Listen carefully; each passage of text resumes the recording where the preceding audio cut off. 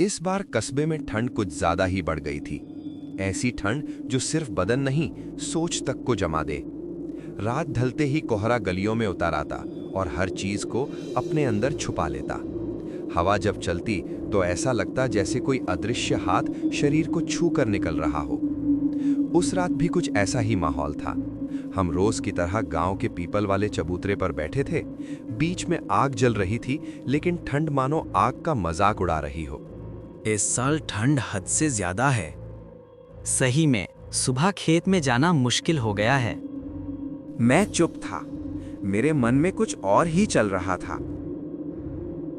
कल रात नदी वाले रास्ते पर कुछ अजीब हुआ, मैंने धीरे से कहा।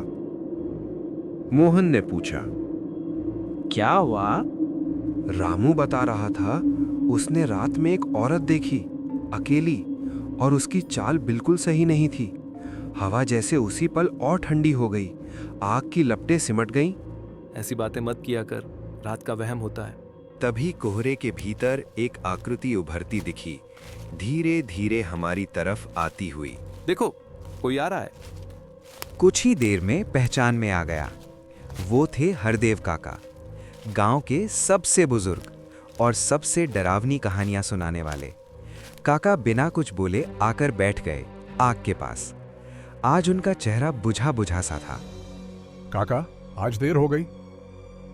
काका ने आग में देखा, फिर बोले, आज जो सुनाने जा रहा हूं वो कहानी नहीं है। ये मेरी जिंदगी की सबसे डरावनी रात थी। आज से लगभग 20 साल पहले की बात है। हवा थम सी गई। मैं एक रिश्तेदारी से लौट रहा था। बारिश शुरू हो चुकी थी, रात गहरी हो गई थी। रास्ते में एक पुरानी चाय की दुकान दिखी।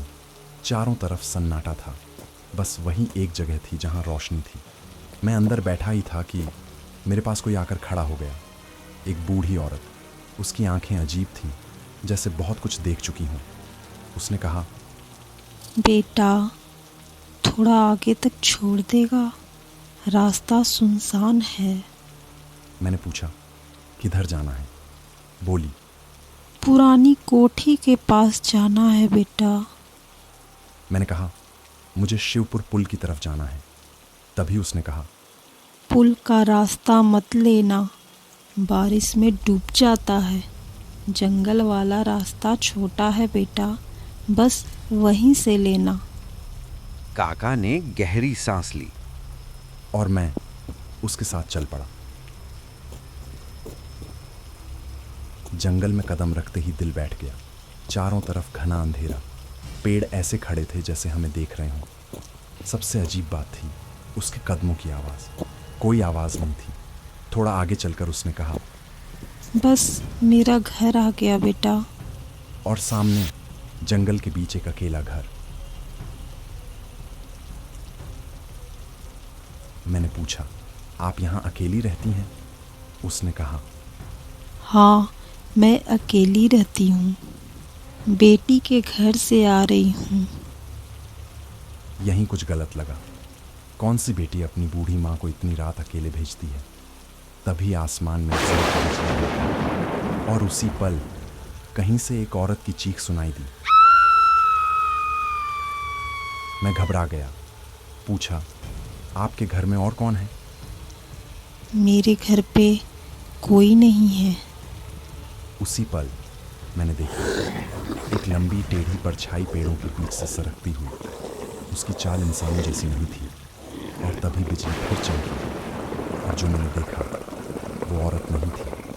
उसकी आंखें लाल थीं, चेहरा जगह जगह से कटा हुआ, शरीर टेढ़ा मेढ़ा। मुझे समझ आ गया, अगर अब रुका तो ख़त्म। मैं बिना पीछे देखे दौड़ पड़ा। बारिश तीरों की तरह लग रही थी।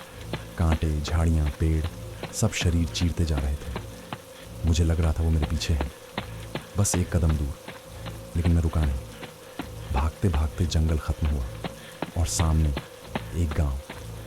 उसने कहा, गांव वालों ने बताया उस जंगल में बरसों पहले एक बूढ़ी औरत पेड़ गिरने से मरी थी। तब से वो रास्ता शापित है। काका उठे और बोले, याद रखना बेटा, हर शॉर्टकट सही नहीं होता। और रात के अंधेरे में हर मदद मांगने वाला इंसान नहीं होता। ठंडी हवा चली, आग की आखिरी चिंगारी बुझ गई और रात फिर से खामोश हो गई।